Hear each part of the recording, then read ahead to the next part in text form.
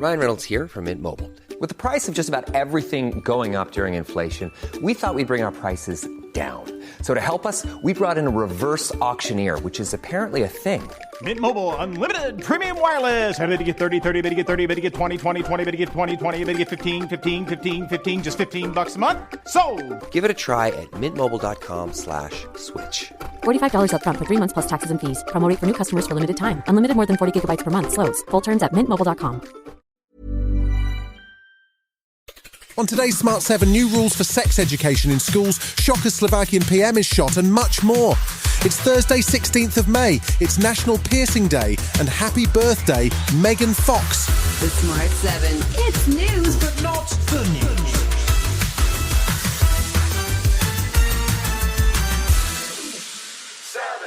Prime Minister Rishi Sunak has become concerned about how children are taught about gender in school, and The Times reports that teachers will be asked to stick to the biological facts and not discuss gender identity. The guidelines will also see an age limit imposed for when children can be taught sex education, with a ban on any explicit material before the age of 13. Labour's Nick Thomas-Simons says that they haven't seen the report as yet, but any education programme for children needs to consider the modern world they live in. But at the heart of this is the well-being of children and making sure they're equipped as well to navigate today, which is both what happens not just in their daily lives, but also the online world as well. Parents will be provided with samples of the material to be taught under the new plan, and teachers instructed to avoid the highly contested area of gender identity. Policing Minister Chris Phillips says the principles make sense. Younger children shouldn't be exposed to kind of sexually graphic material, and very contested political questions like the sort of whole trans debate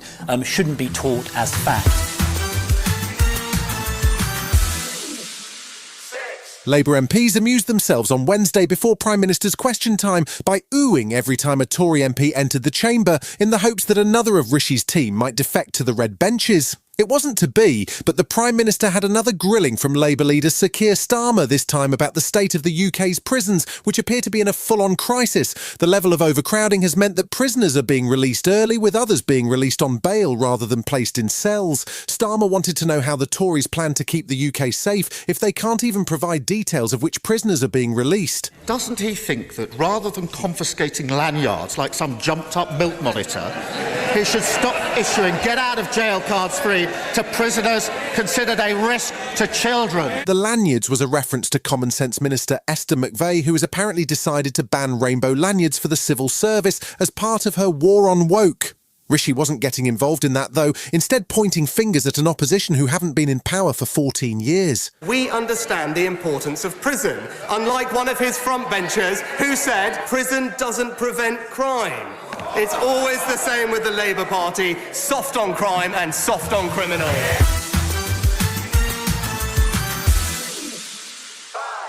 One of Rishi's Big Five pledges was to reduce the NHS waiting lists, but it's been a struggle. A new Newsnight investigation has found that there are increasing numbers of patients being left in corridors because of a shortage of rooms and a reluctance to delay ambulance services. So-called corridor care has been condemned by patients as degrading and embarrassing, but it's recommended as part of the NHS's continuous flow model, which is supposed to cut down on A&E waiting lists. The government has promised 40 new hospitals to ease the pressure on the NHS, but speaking to Radio 4, Sir Julian Hartley of NHS Providers says he has real concerns about when those hospitals will actually be on stream. I think there's an acknowledgement that the NHS needs real investment in its infrastructure, not least because there's a big focus at the moment from government on the productivity of the NHS. And of course, I know because I see it, productivity is so much more improved and enhanced when you have modern, well-equipped facilities.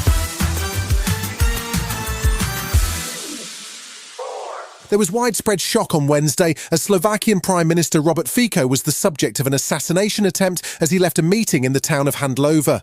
A man in the crowd fired 5 shots at close range, at least 2 of which hit the PM, who had to be rushed to hospital first by car, then by helicopter. He had emergency surgery and, according to his deputy PM, he's now out of danger.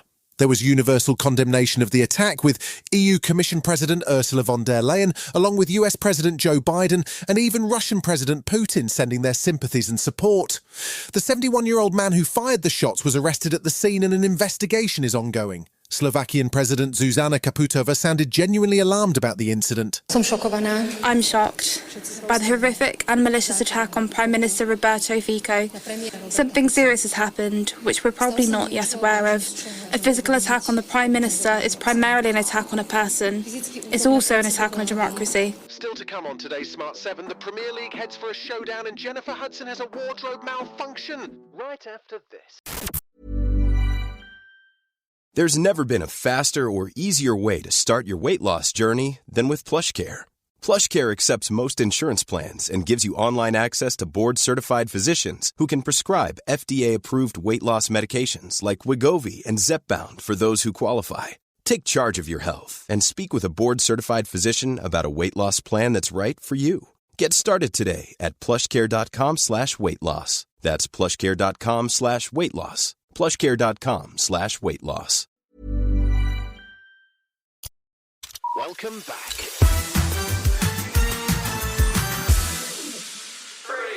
It's been a busy Premier League week, with Man City beating Spurs on Tuesday night to put them in pole position for the Premier League title.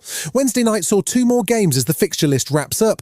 An improving Chelsea headed to Brighton and picked up their fourth win in a row, with the game finishing 2-1 to the Blues.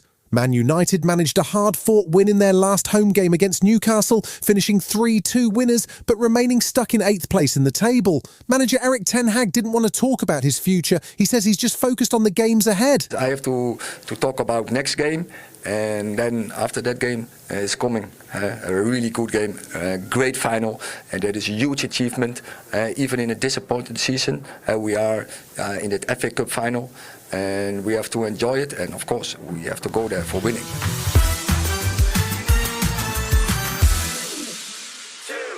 It's been 20 years since Jennifer Hudson first got her break on American Idol. It's safe to say things have gone pretty well since then. She's an EGOT, that's an Emmy, Grammy, Oscar and Tony winner, and she's also got her own TV talk show. That's just been renewed for a third season, and she popped up on Late Night with Stephen Colbert to celebrate and chat about music. She says when she goes to a concert these days, she's got to be careful about what she wears. I went to see Diana Ross. I had on what I thought was some plush little house shoes. My security guard says, "Jennifer, Diana Ross wants you to come to the stage." I was like, well, if Diana Ross said, get to the stage, I better get to the stage. But I was like, but do you see my shoes?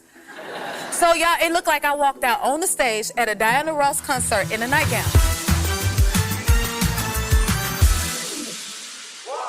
I don't know if you've even bought your 2025 diary yet, but we have the first entry for it. There's a new comedy on the way to Prime Video with two giant names attached. It's called You're Cordially Invited, and it is produced by and stars Reese Witherspoon and Will Ferrell. While it's a long way away, it does look like good fun as a quiet wedding venue gets double booked, which leads to an all-out war between Will and Reese. It's written and directed by rom-com expert Nicholas Stoller, and it drops on January 30th, 2025. Let's get something straight. If I look out on that dock and that bride's not my baby girl, that bride's going in the lake.